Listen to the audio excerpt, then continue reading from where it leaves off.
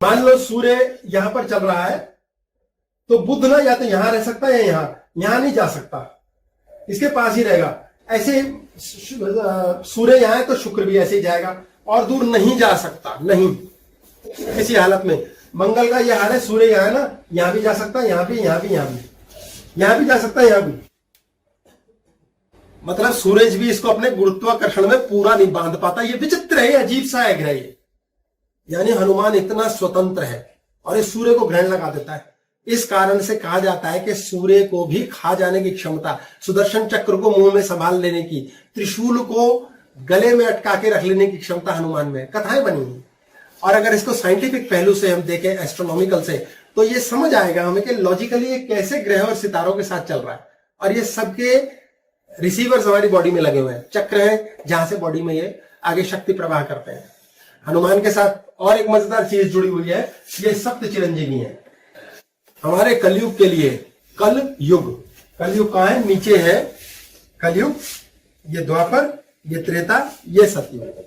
जब कॉन्शियसनेस इतनी नीचे गिर रही है कि रावण के पास जा रही है, मुन्ना ही शक्ति पकड़ के बैठा हुआ है, तो हमारा कलयुग है। एकल, अकेला, एक कॉन्शियसनेस का तल। द्वापर 2 कॉन्शियसनेस के तल, त्रेता 3 कॉन्शियसनेस के तल, और त्रेता के टाइम के हनुमान है। और इन्हें कहा गया है कि कलयुग तक जीवित रहेंगे। अश्वत्थामा बलिर्व्यासो हनुमांश्च विभीषण, अश्वत्थामा बलिर्व्यासो हनुमांश्च विभीषण कृपा परशुरामश्च सप्तायतान चिरंजीवी। ये अश्वत्थामा, बलि, व्यास, हनुमान, विभीषण, कृपाचार्य, परशुराम, ये 7 चिरंजीवी हैं। 7 लोग हैं जो रहेंगे हमेशा।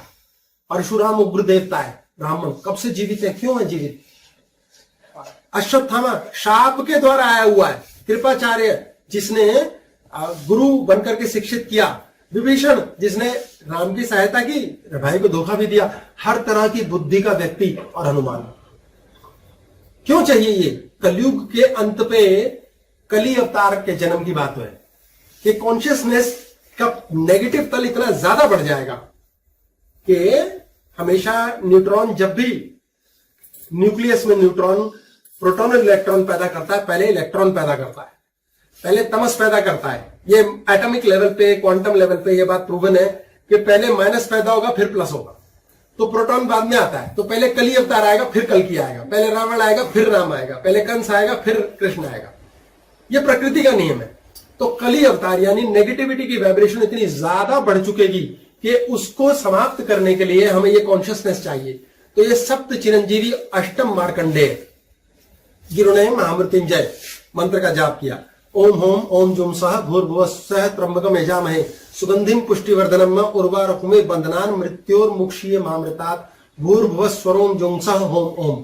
50 अक्षर का मंत्र है ये, मंत्र महोदधि का सबसे बड़ा। इस मंत्र के द्वारा उन्होंने अपनी आयु बढ़ा दी थी शिव की कृपा से। अपने आप में बड़ी साइंस की चीजें, एक एक बात लेके चले तो क्लास हो सकती है, परमात्मा कृपा का।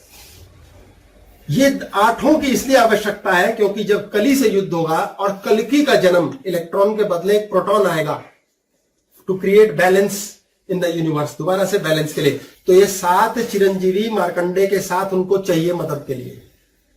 ये एक टीम है, हर चीज की एक साइंस बनी हुई है। इस साइंस के द्वारा ही आपके जीवन के अंदर उत्थान हो सकता है। ये एवेंजर्स हैं आगे के, ये आगे के मार्वल कॉमिक्स हैं, एवेंजर्स हैं।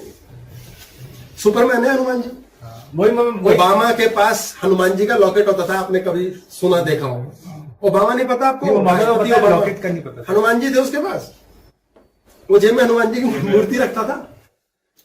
बड़े विचित्र है कैरेक्टर ये सबसे ज्यादा ट्रेवल किया उन्होंने।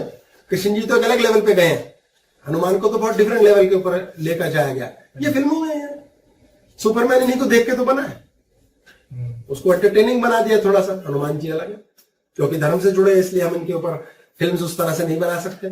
आज जितना मान अपमान सम्मान ये सब बातें हो रही हैं, एक विशेष धर्म के लोग ऐसी स्थिति बना रहे हैं, उनकी गलती नहीं है, उनका राहु नष्ट है, राहु नहीं है।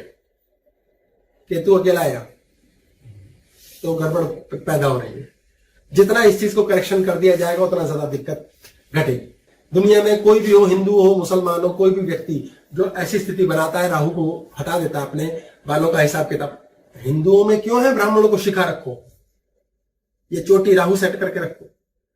इसलिए ब्राह्मणों का हिसाब किताब तो ये रखेंगे, चोटी जरूर रखेंगे, क्योंकि ये देवता राहु अपने आप में दैत्य है, लेकिन दैत्य देवता है। जब ये कंट्रोल रहेगा तो सूर्य को खाएगा नहीं, और सूर्य को नहीं खाएगा तो प्रकाश रहेगा। इसलिए ज्ञानी तो थे ऋषि मुनि, इसमें कोई दो राय नहीं, सारे साइंटिस्ट थे। 16वीं शताब्दी के बाद वेस्टर्न कंट्रीज के अंदर दुनिया भर की प्रोग्रेशन हुई। गैलीलियो पैदा हो गया, आइजैक न्यूटन पैदा हो गया, आइंस्टाइन पैदा हो गया। और 16वीं शताब्दी से पहले कहां थे ये? क्रिश्चियनिटी तो उससे पहले भी है, क्योंकि 16वीं शताब्दी में ये लोग लौट करके पहुंचे भारत देश में ईस्ट इंडिया कंपनी। और जब यहां आके इन्होंने देखा कि हमारे यहाँ के मूर्ख हिंदुओं ने मुगलों के यातनाओं के कारण से, क्योंकि योद्धा खत्म हो गए ना, ये सब योद्धा थे, कृष्ण योद्धा, राम योद्धा, हनुमान योद्धा, क्योंकि युद्ध करना पड़ेगा। सारे के सारे नपुंसक हो गए, सारे के सारे शास्त्र हमारे तालों में लगा दिए। नालंदा में इतना ज्ञान जल गया, उन्होंने उठा के हमारी किताबें उठाई, स्टडी की, कन्वर्ट की, सारे के सारे लॉ प्रिंसिपल, सारे सर्जरी वर्जरी ढूंढ ली, 200 साल के अंदर ही ढूंढ ली सारी, जो 1600 साल से नहीं ढूंढी थी। और 16वीं शताब्दी के बाद सबने कह दिया अमेरिका में यह बना, ब्रिटेन में यह बना, क्यों? यहीं से लेकर साहित्य चुरा के। पर हमारे साहित्य को पढ़ने की क्या आग लगी थी, क्या मौत थी? क्योंकि सैकड़ों साल की गुलामी में हमने अपना सनातन खो दिया। हमारी जो नॉलेज थी बंद बक्सों में चली गई और हमें पता ही नहीं। जबकि सूर्य संहिता में, भविष्य पुराण में ऐसी ऐसी चमत्कारिक बातें सोच नहीं सकता वो। सूर्य की कैलकुलेशन पहले हो रखी है, भूलोक है ये धरती गोल है, पहले से पता है हमारे शास्त्रों में। कौन सोक्रेट्स की बात करे, कौन किस ज्ञानी की बात करे, गैलीलियो से पूछे, सब कुछ पता था। अरुंधति ट्विन स्टार सिस्टम है, पहले से पता है। ये बाद में अंग्रेजों ने खोजा, यहां से लेकर चले गए और ज्ञान के ऊपर ठप्पा लगा दिया। इतना ज्ञान भरा पड़ा है हमारे सनातन सिस्टम में, लेकिन सनातन को प्रोग्रेशन देने के लिए कोई योद्धा आगे नहीं आ रहा। हम सब साथ जुड़े, जाने हनुमान, राम, कृष्ण, राधा, ये चेतनाएं हैं, और शिक्षित करें अपने बच्चों को, और प्रार्थना करें इन कॉन्शियसनेस से। बैठे बिठाए काम होंगे, बैठे बिठाए धन आएगा। बड़े सादे सादे उपाय हैं। अज्ञात शत्रु का भय है, नारियल लो, एक नारियल राहु होता है। अब सोचो ये साइंस कैसे है, किसी ने शिक्षित किया? होना चाहिए। उसको लाल कपड़े में लपेटो और हनुमान मंदिर में चढ़ा दो, अज्ञात शत्रु का भय खत्म। अब इससे क्या होगा? जानो, सीखो। इसका सिलेबस चाहिए हमें इसका पूर्ण ज्ञान चाहिए। जिन लोगों को पता है वो मरमरा जाएंगे अगर किसी ने आगे नहीं लिया। नोट छापने में लगे रहेंगे, बुद्धि छापो, कृपा चूसने में लगो, डीएनए हायर इंप्रोवाइजेशन कर लो, जेब में आके गिरेगा सब।